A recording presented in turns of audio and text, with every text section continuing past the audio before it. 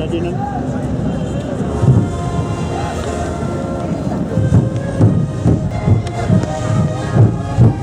Esa es la canción de Mo.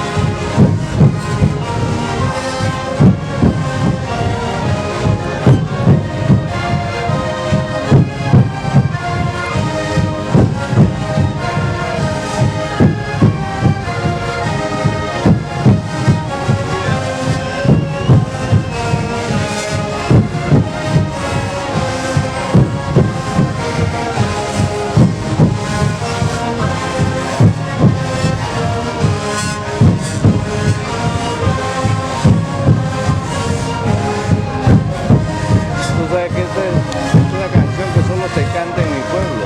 Así no te creo.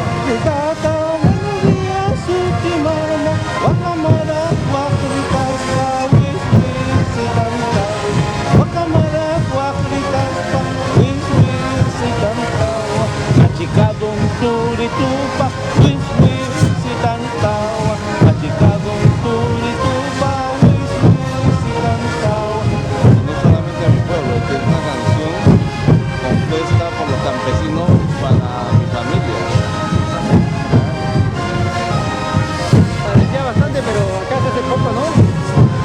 Así es, doctor. En el océano lo distribuimos todo. Pero es importante, pero es importante. Es importante. Para papá. Esta es la canción del torero en mi pueblo.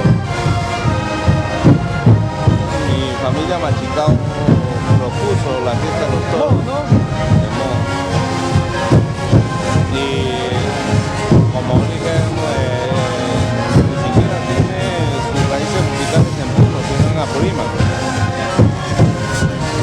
Porque es desde ahí que traían a los toros y la musicalización más o menos de esas fiestas de toros de Apurímac llegan hasta Mo, traído por mis ancestros.